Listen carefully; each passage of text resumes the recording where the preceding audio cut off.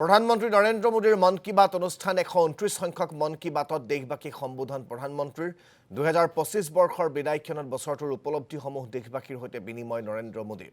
আমি পুনে পুনে আপোনালোকক এই কাৰ্যসূচীৰ মাজলৈ লৈ গৈছো।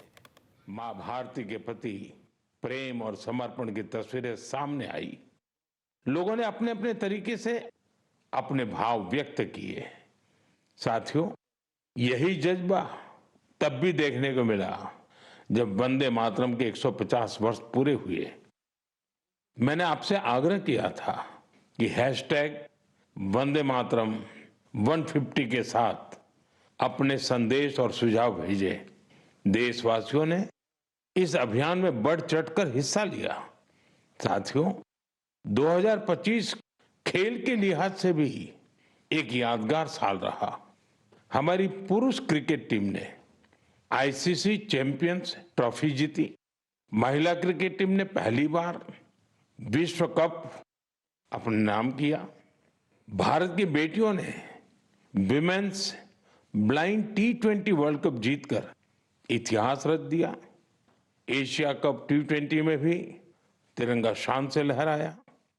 पैरा एथलीटों ने विश्व चैंपियनशिप में कई पदक जीतकर ये साबित किया कि कोई बाधा हौसलों को नहीं रोक सकती। विज्ञान और अंतरिक्ष क्षेत्र में भी भारत ने बड़ी छलांग लगाई। शुभांशु शुक्ला पहले भारतीय बने जो इंटरनेशनल स्पेस स्टेशन तक पहुंचे। पर्यावरण संरक्षण और वन्य जीवों की सुरक्षा से जुड़े कई प्रयास भी 2025 की पहचान बने। भारत में चीतों की संख्या भी अब 30 से ज्यादा हो गई है। 2025 में आस्था, संस्कृति और भारत की अद्वितीय विरासत सब एक साथ दिखाई दी। साल के शुरुआत में प्रयागराज महाकुंभ के आयोजन ने पूरी दुनिया को चकित किया। साल के अंत में अयोध्या में राम मंदिर पर ध्वजारोहण के कार्यक्रम ने हर भारतीय को गर्व से भर दिया। स्वदेशी को लेकर भी लोगों का उत्साह खूब दिखाई दिया। लोग वही सामान खरीद रहे हैं जिसमें किसी भारतीय का पसीना लगा हो और जिसमें भारत की मिट्टी की सुगंध हो।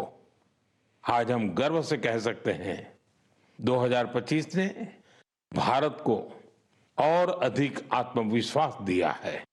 ये बात भी सही है, इस वर्ष प्राकृतिक आपदाएं हमें झेलनी पड़ी, अनेक क्षेत्रों में झेलनी पड़ी।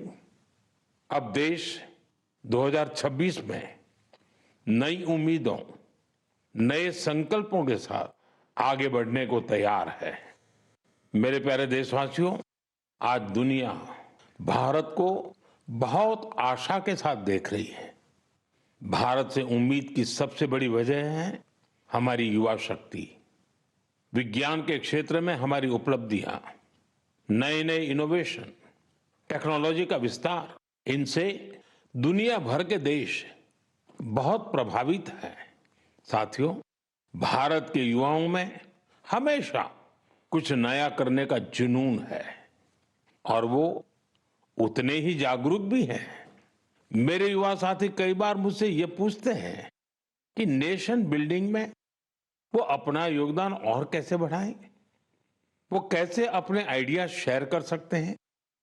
कई साथी पूछते हैं कि मेरे सामने वो अपने आइडियाज का प्रेजेंटेशन कैसे दे सकते हैं। हमारे युवा साथियों की इस जिज्ञासा का समाधान है विकसित भारत यंग लीडर्स डायलॉग। पिछले साल इसका पहला एडिशन हुआ था। अब कुछ दिन बाद उसका दूसरा एडिशन होने वाला है। अगले महीने की 12 तारीख को स्वामी विवेकानंद जी की जयंती के अवसर पर राष्ट्रीय युवा दिवस मनाया जाएगा। इसी दिन यंग लीडर्स डायलॉग का भी आयोजन होगा और मैं भी इसमें जरूर शामिल होऊंगा। इसमें हमारे युवा इनोवेशन, फिटनेस, स्टार्टअप और एग्रीकल्चर जैसे महत्वपूर्ण विषयों पर अपने आइडियाज शेयर करेंगे। मैं इस कार्यक्रम को लेकर बहुत ही उत्सुक हूं। साथियों, मुझे ये देखकर अच्छा लगा कि इस कार्यक्रम में हमारे युवाओं की भागीदारी बढ़ रही है। कुछ दिनों पहले ही इससे जुड़ा एक क्विज कंपटीशन हुआ। इसमें 50 लाख से अधिक युवा शामिल हुए।